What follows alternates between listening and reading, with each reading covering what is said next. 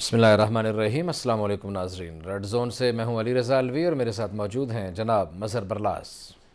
خواتین حضرات، آپ کی خدمت میں اسلام حسب سابق حسب روایت پاکستان کے لیے دعا۔ اللہ تعالی ہمارے اس عظیم وطن کو سلامت رکھے، یہ وطن ترقی کرے، یہاں خوشحالی ہو، سکھ چین ہو۔ علی رضا الوی صاحب، کیا خبریں؟ جناب مظہر برلاس صاحب اور ناظرین، عمران خان آج چارسدہ میں تھے۔ چارسدہ میں انہوں نے جلسہ کیا اور اس جلسے میں انہوں نے خوب للکارا ہے موجودہ حکومت کو، اس کی بہت ساری ناکامیوں کو چیلنج کیا ہے۔ معاشی میدان پہ انہوں نے بہت ساری باتیں کی اور انہوں نے کہا ہے کہ اگر انقلاب کا راستہ روکا گیا تو پھر مجھے خطرہ ہے کہ صورتحال بہت زیادہ خراب ہو جائے گی۔ انہوں نے کہا کہ وہ ووٹ کے ذریعے انقلاب لانا چاہتے ہیں اور انہوں نے جو بھی کہا اس پہ بھی بات کریں گے۔ پھر بابر اعوان نے بھی ایک پریس کانفرنس کی، انہوں نے کہا کہ نیب کیسز جو ہیں اس میں بڑے بڑے لوگ بچ گئے ہیں تبدیلیوں کی وجہ سے۔ انہوں نے کیا بات کی وہ بھی آپ کو سنائیں گے۔ پھر خواجہ آصف نے ایک پریس کانفرنس کی۔ خواجہ آصف نے کہا کہ پنجاب میں حکومت آنے کے بعد یوں لگتا ہے کہ ان لوگوں کی حکومت اس لیے آئی ہے کہ اپنے مقدمات واپس کریں۔ ہمیں کہا جاتا تھا کہ ہم مقدمات ختم کرانے کے لیے آئے ہیں، لیکن پنجاب میں بھی دھڑا دھڑ مقدمات ختم ہو رہے ہیں۔ انہوں نے کچھ اور باتیں بھی کیں، سپہ سالار کی تعیناتی کے حوالے سے بھی گفتگو کی، اس پہ بھی بات کریں گے۔ پھر وزیر اعظم لندن میں ملکہ کی آخری رسومات میں شرکت کریں گے، پھر اس شرکت کے بعد وہ امریکہ روانہ ہوں گے، تو اس پہ بھی بات ہوگی کہ وہاں کیا ہوا ہے اور آگے کیا ہونے والا ہے۔ ڈینگی بھی بے قابو ہو گیا ہے، ہسپتال بھرتے چلے جا رہے ہیں، اس پہ قابو پانا بڑا مشکل نظر آ رہا ہے۔ شرح اموات میں اضافہ ہو گیا ہے، بلکہ کراچی میں شرح اموات 100% بڑھ گئی ہیں۔ لیکن اس کے ساتھ ساتھ میو ہسپتال لاہور کا ایک بڑا ہسپتال، اس کی OPD آج سارا دن بند رہی اور وہاں مریض تڑپتے رہے، کسی نے ان کی کوئی بات نہیں سنی۔ آخر یہ کیا ہو رہا ہے، یہ ساری صورتحال کا جائزہ لیں گے۔ لیکن اس سے پہلے کہ مظہر برلاس صاحب کی طرف بڑھیں، عمران خان نے آج چارسدہ کے جلسے میں کیا گفتگو کی، پہلے آپ کو وہ سناتے ہیں پھر اس پہ تبصرہ کرتے ہیں۔ عمران خان: 4 مہینے کے اندر پاکستانیوں سنو، ہمارا روپیہ گرنا شروع ہوا۔ نو کانفیڈنس جب تھی تو 178 روپے کا ڈالر تھا، آج 236 روپے پہ ڈالر چلا گیا۔ آپ کی دولت میں 30% کمی ہوئی ہے، 30% روپیہ گرا۔ یہ چوروں کی، جن کی اربوں ڈالر ملک کے باہر پڑے ہیں، ان کی دولت میں 30% اضافہ ہوا۔ اس لیے میں آج اپنی ساری قوم کو کہہ رہا ہوں کہ کبھی میرے پاکستانیوں، کبھی اس جماعت کو ووٹ نہ دینا جن کے لیڈروں کے پیسے اور جائیداد اور بزنس ملک سے باہر ہو، کبھی ان کو ووٹ نہ دو۔ میں یہ چاہتا ہوں کہ جو بھی اب قیادت میں آئے، اس کا پیسہ جینا مرنا پاکستان میں ہو، تاکہ وہ ملک کے ساتھ ہی نیچے جائے، وہ لڑے اپنے ملک کے لیے۔ جی مظہر برلاس صاحب، آج چارسدہ میں گفتگو بڑا بھرپور لب و لہجہ ہمیشہ کی طرح۔ عمران خان کی گفتگو آپ نے سنی، کیا تبصرہ کریں گے؟ دیکھیے جی، آج انہوں نے ایک تو کل جو آپ نے بات کی تھی فگرز، اب وہ دینا شروع ہو گئے ہیں، اور آج انہوں نے فگرز کے حوالے سے بات کی۔ ایک بات تو یہ روپے والی آپ نے سنا دی، یہ بات تو درست ہے کہ 178 روپے کا تھا۔ کہا یہ جا رہا تھا کہ IMF سے قسط جاری ہونے کے بعد روپیہ سستا ہوگا، لیکن نہیں ہوا۔ آج عمران خان نے ایک اور بات بھی کی وہاں پہ کہ جب وہ اقتدار میں آئے تھے تو اس وقت پاکستان کا جو خسارہ تھا وہ 20 ارب تھا، جی، اور جب وہ انہوں نے چھوڑا یا وہ گئے، اقتدار سے الگ کر دیے گئے، تو پاکستان کا خسارہ 16 ارب 16 تھا۔ ارب تھا۔ اسی طرح جو بیرونی دنیا سے پیسے آتے تھے، جب اقتدار میں آئے تو 19 ارب ڈالر آتے تھے، جب وہ گئے تو 31 ارب ڈالر آتے تھے۔ صحیح۔ اسی طرح جو ہماری ایکسپورٹ تھیں وہ 24 ارب ڈالر تھیں، صحیح۔ اور جب وہ اقتدار سے گئے تو 32 ارب ڈالر تھیں۔ صحیح۔ ریزرو جو تھے وہ 16 ارب چھوڑ کر گئے، اور اب وہ 9 ارب ڈالر ہیں۔ تو معاشی میدان میں تو مشکلات ہیں۔ اسی طرح انہوں نے مہنگائی کی باتیں کی، مہنگائی پہ بہت باتیں کی کہ ورلڈ بینک اور IMF کہہ رہے ہیں، میں نہیں کہہ رہا کہ پاکستان کے حالات تیزی سے سری لنکا کی طرف جا رہے ہیں۔ تو سوچنے والوں کو سوچنا چاہیے۔ صحیح۔ ایک اور بات ان کی جو اہم ہے، اس میں سپریم کورٹ نے بھی دیکھیے ایک لسٹ منگوائی تھی افسران کی کہ جن کی دوہری شریعت ہے، مگر افسوس کہ لسٹ منگوا کے اس کے بعد ہوا کچھ نہیں۔ اب آپ کینیڈا جائیں، امریکہ جائیں یا کہیں اور بھی، ہمارے یہ دوست روف کلاسرا صاحب کئی دفعہ یہ پروگرام کر چکے ہیں، جی تو وہاں پاکستان کے بہت سے افسران آپ کو نظر آئیں گے جی جو ڈی آئی جی رینک کے ہوں گے، ڈی سی رینک کے ہوں گے، کمشنر رینک کے ہوں گے، جن کے بیوی بچے وہاں محفوظ جنت میں رہتے ہیں، درست ہے۔ اور یہاں وہ نوکری کر رہے ہیں۔ جی اب سوال یہ پیدا ہوتا ہے کہ وہاں جو ان کے بیوی بچے ہیں ان کا خرچہ کون افورڈ کرتا ہے؟ یہاں تو اگر تنخواہ لگائی جائے تو تنخواہ تو اتنی ہے نہیں، درست ہے۔ تو کہیں نہ کہیں گڑبڑ تو ہوتی ہے۔ صحیح۔ تو یہ بات تو خان صاحب کی درست ہے کہ بھائی ایسے لوگوں کو ووٹ نہیں دینے چاہیے جن کی جائیدادیں یا پیسہ بیرونی دنیا میں پڑا ہو۔ صحیح۔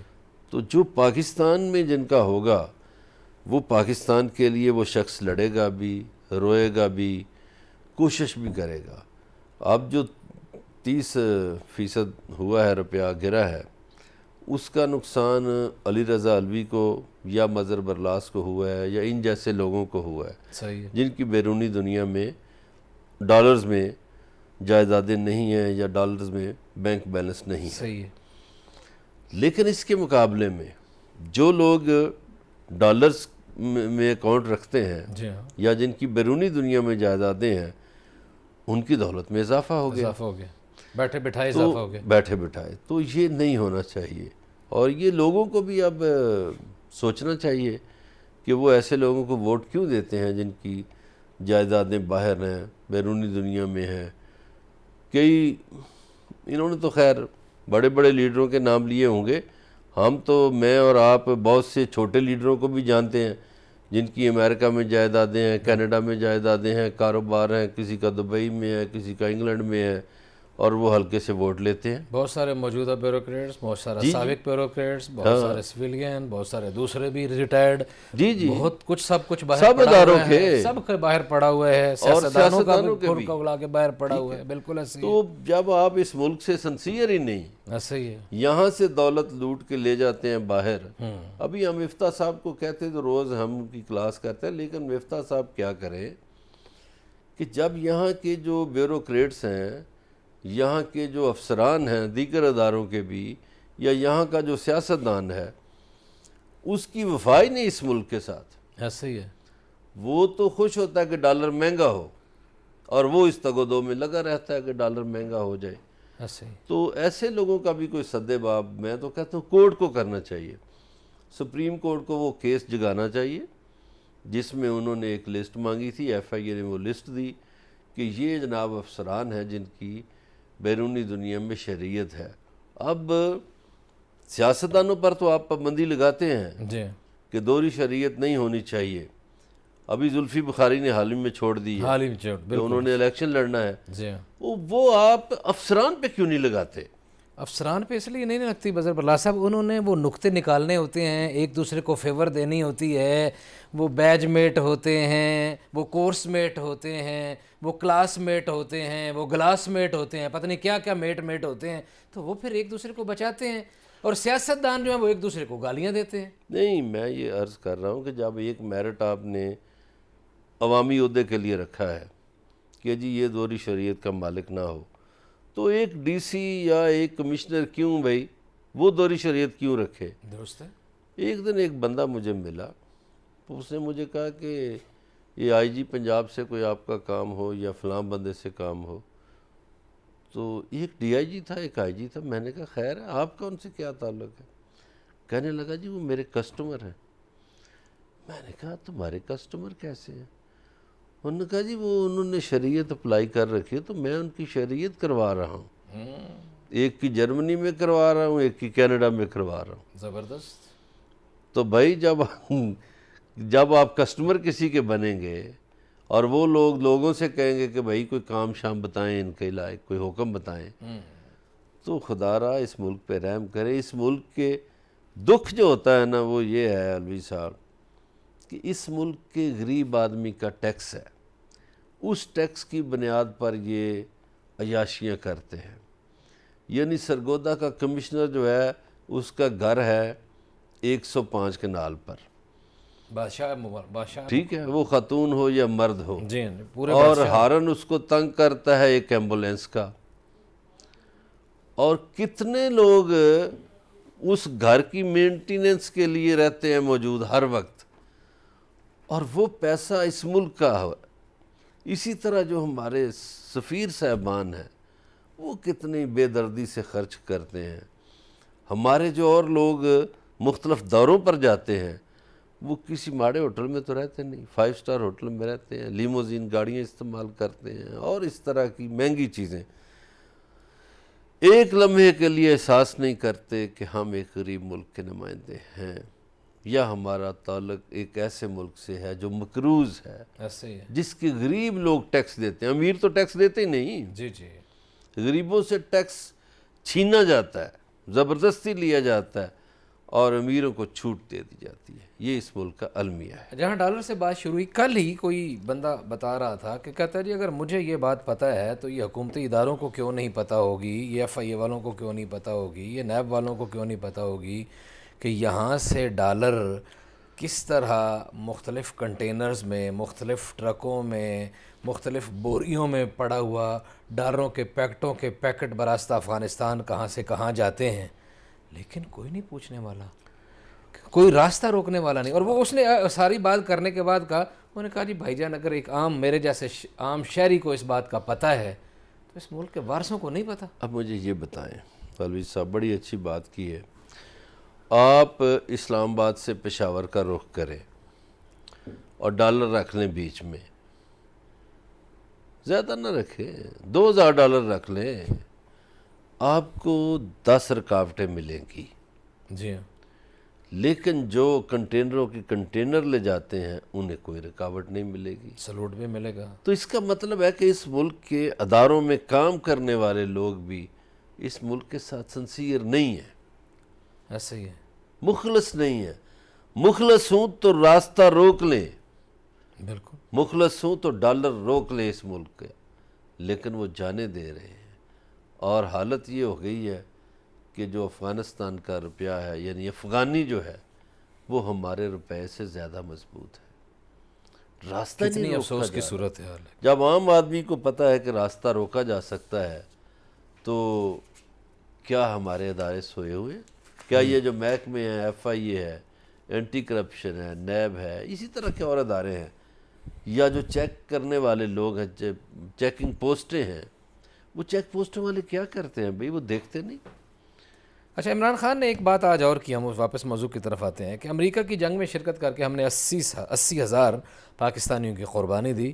عمران خان کہتے ہیں کہ ہم نے ملک کی فارن پالیسی کو آزاد بنانا ہے۔ آپ کو لگتا ہے عمران خان یہ کر پائیں گے؟ 4 سال کے پہلے کا تجربہ بھی شامل کر لیں، اگلا بھی کر لیں، نہیں، کہ عمران خان کے بس میں ہے کہ پاکستان کی خارجہ پالیسی آزاد ہو جائے؟ کر پائیں گے، اس لیے کر پائیں گے کہ عمران خان کے پاس پہلے اکثریت نہیں تھی۔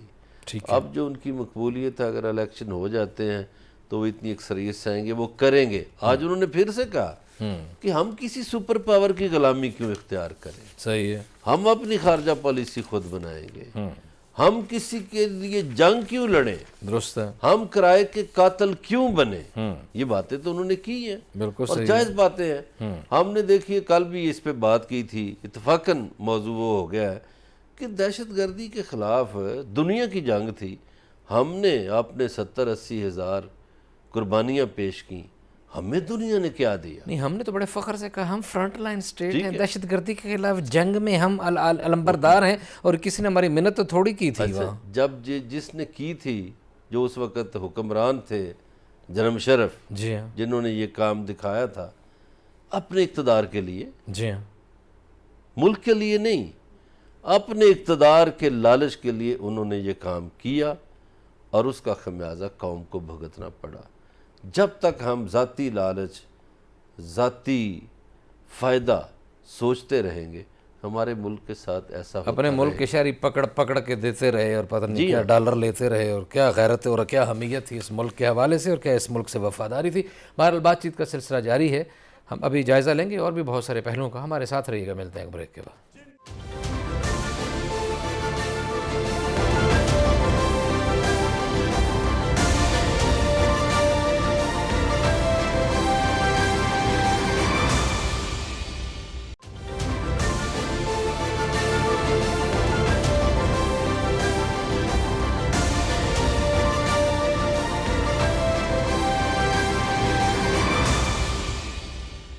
ویلکم بیک ناظرین۔ بات ہو رہی تھی اس ملک سے وفاداری کی، اس مٹی سے وفاداری کی، اس دھرتی سے وفاداری کی اور اس کے دعووں کی، سرکاری مشینری کی، سیاستدانوں کی۔ اس مٹی کے ساتھ کون کیا کیسے کیسے کھلواڑ کر رہا ہے، کہ اس کی کس کے ساتھ وفاداری ہے، کیا جھنڈا ہے، کیا فلیگ ہے، کیا ہے، وہ ساری بہت ساری باتیں اپنی جگہ پر ہیں۔ لیکن بابر اعوان نے آج بتایا ہے کہ نیب کے کیسز میں، جو نیب میں قوانین میں جو ترامیم کی گئی ہیں، ان کیسز سے 24 ارب روپے لوٹنے والوں کو معافی مل گئی ہے۔ انہوں نے کیا کہا ہے، آپ کو وہ سناتے ہیں، پھر اس پہ تبصرہ کرتے ہیں۔ بابر اعوان۔ جس کام کے لیے آئے تھے وہ انہوں نے کر لیا ہے، اور وہ تھا NRO 2۔ NRO 2 کے نتیجے میں جو 6 ترامیم ڈالی گئی ہیں، وہ میں آپ کے سامنے رکھنے سے پہلے آپ کو نتیجہ بتانا چاہتا ہوں کہ 2400 ارب روپے جو خزانے سے لوٹے گئے تھے، 2400 ارب روپے، ان کو معافی مل گئی ہے، سب کے سب ملزموں کو۔ اور ان میں نے کہا چھوٹا ملزم کوئی نہیں۔ جو چھوٹے ملزم تھے ان کو وعدہ معاف گواہ بنایا گیا تھا، جس طرح مقصود چپڑاسی تھا، وہ مارے گئے۔ جس طرح سے ڈاکٹر صاحب تھے ایک جنہوں نے تفتیش کی تھی، وہ بھی اس دنیا سے چلے گئے۔ یہ سارا ایکشن ری پلے ہوا ہے۔ میں قوم کو یاد دلانا چاہتا ہوں NRO 1 کا۔ NRO 1 کے نتیجے میں جن لوگوں نے 180 پولیس والا مارا تھا، جو تفتیش کرتے تھے اور چھاپے مارتے تھے اور ملزم پکڑتے تھے کراچی میں، ان سب کو معاف کر دیا گیا تھا، کسی کو کوئی سزا نہیں ہوئی۔ اب بھی ان دنوں میں بھی کچھ مجرم ایسے ہیں جو آتے ہیں، VIP طیارے رکتے ہیں کراچی ایئرپورٹ کے اوپر، وہ باہر نکلتے ہیں، انہیں فاسٹ ٹریک پہ ضمانتیں، انصاف، سہولتیں۔ جی مظہر برلاس صاحب، اچھا ایک تو انہوں نے یہ جو بات کی 24 ارب روپے کی معافی مل گئی، ایک یہ بات، اور ایک بات انہوں نے جو کی وہی بات عمران خان صاحب نے بھی کی۔ انہوں نے بھی 24 نہیں، 2400 ارب۔ ہاں جی، 2400 ہو تو 2400 ہی ہوا نا۔ ٹھیک ہو گیا۔ ہاں جی، 2400 ارب ہوا گیا نا، 2400 ارب روپے کی ان کو فائدہ ہو گیا ان لوگوں کو۔ لیکن انہوں نے کہا کہ جی مقصود چپڑاسی فلاں فلاں گواہ مارے گئے۔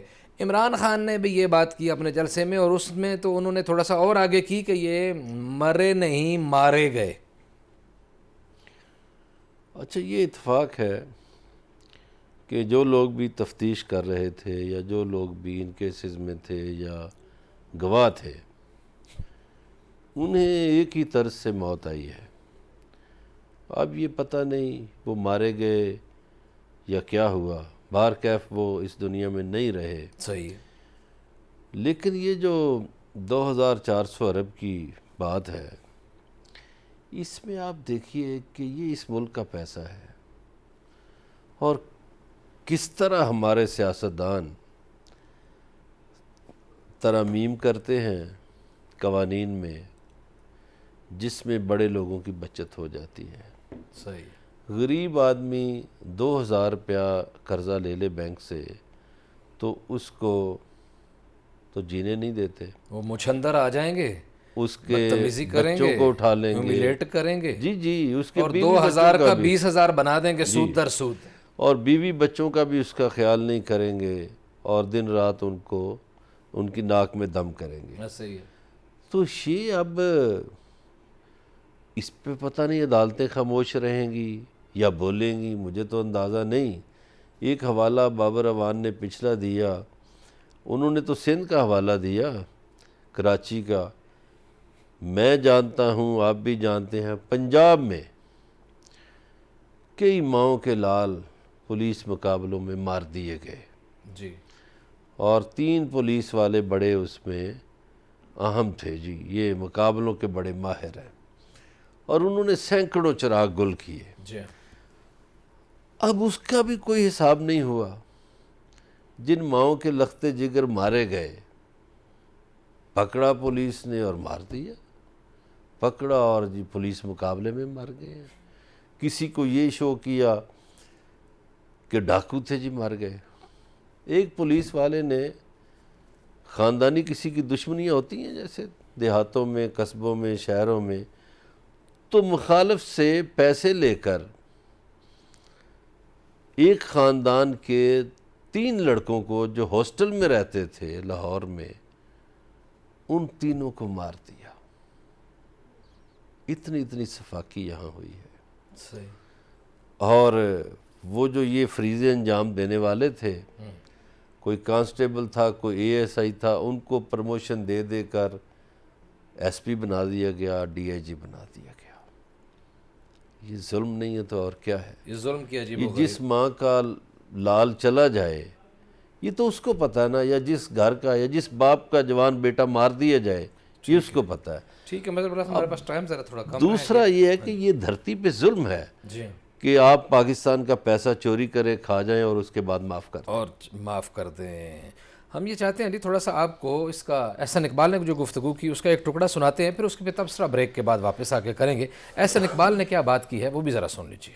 یہ فتنہ جس کا نام عمران نیازی ہے, یہ مسلسل پاکستانی قوم کو تقسیم کرنے پہ لگا ہوا ہے. یہ مسلسل پاکستان کے اداروں پہ حملہ کرنے پہ لگا ہوا ہے. پاکستان سے باہر آئی ایم ایف سے پیسے ملنے کی مخالفت ہندوستان کر رہا تھا, اور پاکستان کے اندر پاکستان کو پیسے ملنے کی مخالفت عمران نیازی کر رہا ہے. ہاتھ میں تسبیح ہر وقت پھیرتا رہے, لیکن اس کے کرتوت جو ہے بدترین چوری اور ڈاکو والے ہوں. ایماندار نہیں ہو تم, منافق ہو جو ایمانداری کا نام لے کے اس ملک کے اوپر ڈاکہ ڈالتے. حقیقی آزادی, کون سی حقیقی آزادی کی بات کرتے ہو؟ آئی ایم ایف کے آگے تو بھیگی بلی بن کے قلم ان کو دے دیا کہ جی جو لکھنا ہے لکھ دو.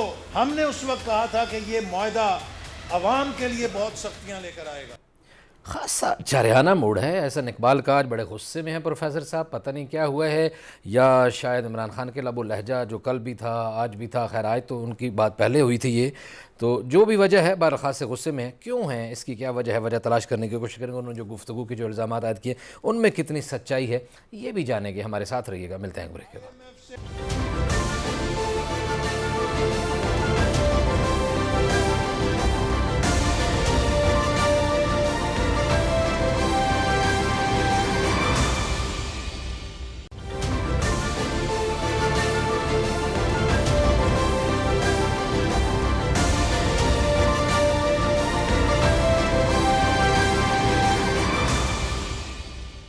ویلکم بیک ناظرین. بریک پہ جانے سے پہلے آپ کو احسن اقبال کی گفتگو سنائی تھی جس میں وہ بہت سارے الزامات لگاتے ہوئے نظر آ رہے تھے. انہوں نے ایک شدید ترین الزام یہ بھی لگایا کہ ملک کے باہر آئی ایم ایف سے امداد لینے کے حوالے سے ہندوستان پاکستان میں رکاوٹیں ڈال رہا تھا پاکستان کے لیے, اور ملک کے اندر عمران خان رکاوٹیں ڈال رہا تھا. یہ ایماندار نہیں ہیں, منافق ہیں, فتنہ ہیں.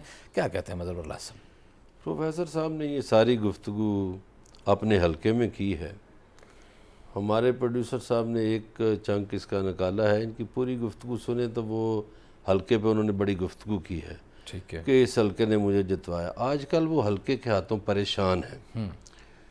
ان پہلے جو لوگ ان کے مقابلے میں آتے تھے وہ نسبتاً کمزور تھے, ان کا رابطہ حلقے میں نہیں تھا. اس دفعہ ایک نیا بندہ چودھری رؤف احمد حنظل وہ مقابلے میں اتر آیا ہے. ٹھیک ہے. اور اس سے پروفیسر صاحب پریشان ہیں. اچھا. اتنے پریشان ہیں کہ پروفیسر صاحب نے سارا زور حلقے کی طرف کر دیا ہے. صحیح. تو وہ ظاہر ہے غصہ ہے ان کو. اور باقی جو باتیں انہوں نے کی, میں سمجھتا ہوں کہ ہمارے سیاستدان کچھ باتیں خود کرتے ہیں پھر اسے بھول جاتے ہیں اور دوسرے کی یاد کرتے ہیں. اس پہ تو میرا خیال ہے وقت ہی ضائع کرنا ہے. غصہ ان کو صرف یہ ہے کہ ان کے حلقے میں ان کا مقابلہ ٹف ہو گیا ہے. صحیح ہے جی. وزیر اعظم شہباز شریف جی لندن میں ملکہ کی آخری رسومات کے حوالے سے وہاں بھی انہوں نے شرکت کرنی ہے اور پھر امریکہ بھی جانا ہے. اس دورے کی کیا اہمیت ہے؟ ظاہر ہے جنازے میں شرکت تو بہرحال ظاہر ایک تعزیتی بات ہے, لیکن خاص طور پر دورہ امریکہ سے آپ کو کیا توقعات وابستہ؟ نہیں, خاص طور پر لندن میں ان کی ایک ملاقات ہوگی. جی. جو میاں نواز شریف نے ایک میٹنگ ہاں بنائی ہے، یس یس یس اس اجلاس میں مریم اورنگزیب بھی شریک ہوں گی، خواجہ آصف بھی شریک ہوں گے، اور خورم اسحاق دستگیر ڈار اس حوالے سے کچھ بتا بھی چکے ہیں کہ جناب آرمی تو چیف کی تعیناتی وہاں بھی ڈسکس وہ ہوگی۔ اہم فیصلے کچھ کریں گے۔ باقی جو امریکہ میں ہے، امریکہ میں تو دیکھیے ایک جنرل اسمبلی سے خطاب کرنا ہے، وہاں کوئی زیادہ ایکٹیویٹیز نہیں ہوگی، اور ان کے مخالفین کا یہ پروگرام ہے کہ وہاں مظاہرہ کیا جائے۔ یہ ایک شدت سے بات چل رہی ہے امریکہ میں کہ جب پاکستانی وزیر اعظم خطاب کے لیے آئیں گے تو وہ جنرل اسمبلی کے باہر ان کے خلاف ایک مظاہرہ ہوگا۔ بہرکیف کیا یہ ٹھیک اقدام ہے؟ یہ میں نے بھی دیکھا ہے، وہ پوسٹر بھی پڑے ہیں اس پہ، بلکہ بعض آج جرنلسٹوں کے کالم بھی میں نے دیکھے ہیں، دیکھیے نیو وہ جو یارک جرنلسٹوں میں کے پی کالم ٹی آئی ہیں کے زیر اہتمام ہو رہا ہے۔ وہ حکومتوں کے حوالے سے ہمیشہ اسی طرح کے کالم لکھتے رہے ہیں، وہ جس کی بھی حکومت ہو اس کے بارے میں ہمدرد بن جاتے ہیں اور اسی طرح کی چیزیں لکھتے ہیں۔ اخبار کے لیے اشتہار بھی لینا ہوتا ہے نا، ہاں جی، اخبار کے لیے اشتہار بھی لینا ہوتا ہے۔ میرا اگلی خبر کی طرف چلے جائیں۔ صحیح ہے۔ اچھا، ڈینگی بے قابو ہو گیا جی، افسوسناک خبر یہ ہے، بہرحال وہ کہ ہمارے کہکے کے بعد یہ افسوسناک خبر ہم یہ نہیں کہتے کہ وہ جس طرح وہ ہنس کے دعوت دیتے ہیں اور مفتاح اسماعیل صاحب پٹرول کی قیمتیں بڑھانے کی بات کرتے ہیں، وہ خیر برسبیل تذکرہ وہ بات آ گئی تھی، لیکن برلاس صاحب ڈینگی بہت بڑھتا چلا جا رہا ہے، اور ہم اس فورم سے اپنے ناظرین کو بھی یہ کہنا چاہیں گے کہ کوشش کریں اپنے ارد گرد سپرے کریں، گھروں میں سپرے کرائیں اور بازار سے ملنے والے سپرے کریں، ڈینگی کو ماریں ایک تو اور حکومت لاروا نہ بننے دیں، یہ بہت خطرناک ہے۔ ڈینگی کے بارے میں حکومت کو ہائی الرٹ جاری کرنا چاہیے اور ہنگامی بنیادوں پر اس کا مقابلہ کرنا چاہیے، صحیح ہے۔ اور اپنے ڈاکٹرز جو ہیں ان کو بھی متحرک کریں اور جو سپرے والے ہیں ان کو بھی متحرک کریں۔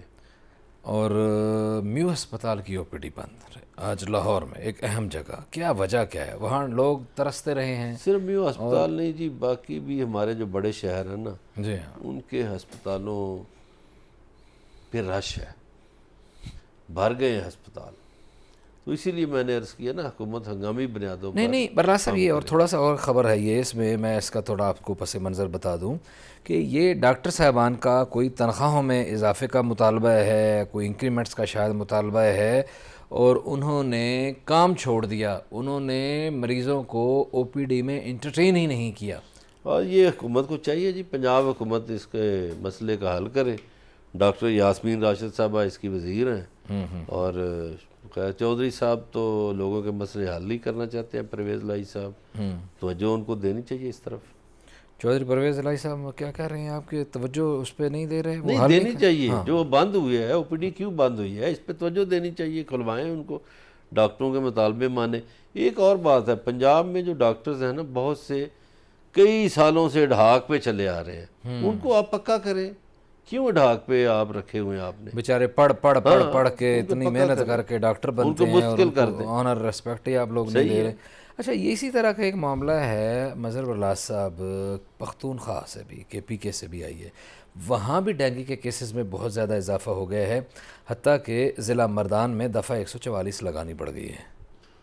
یہ صرف پاکستان کا ایشو نہیں ہے، پورے ساؤتھ ایشیا کا ہے ڈینگی، تو اس میں جو مہارت ہے وہ سری لنکنز کو بہت زیادہ ہے، اچھا، ان سے مدد لینی چاہیے۔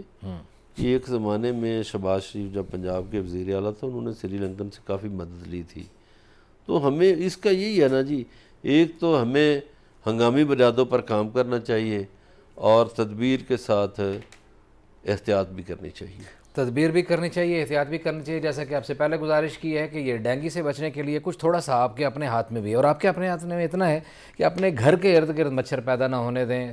صاف پانی میں یہ پیدا ہونے والا یہ خطرناک لاروا جو ہے یہ ہماری جانوں کے لیے سخت خطرناک ثابت ہو سکتا ہے اور اموات کا باعث بن سکتا ہے، اس لیے گھروں کے ارد گرد صاف پانی بھی نہ رکنے دیں، اور ڈینگی کے لیے حکومت کی طرف سے بھیجی جانے والی ٹیموں کے ساتھ بھی تعاون کریں، اور اپنے آپ کو بھی بچائیں، اپنے بچوں کو بچائیں، اپنی نسلوں کو بچائیں۔ کافی حد تک ہم خود بھی اس پہ کر سکتے ہیں، اور خدا نہ خواستہ ڈینگی کے مریض ہو جاتے ہیں، ڈینگی سے متاثر ہو جاتے ہیں، تو پھر فوری طور پر اس مریض کو ہاسپٹل پہنچائیں، کسی بہتر ڈاکٹر کے ساتھ رابطہ کریں۔ آج اتنی آپ سے ملاقات ہوگی، کل اپنا خیال رکھیے گا، اللہ نگہبان۔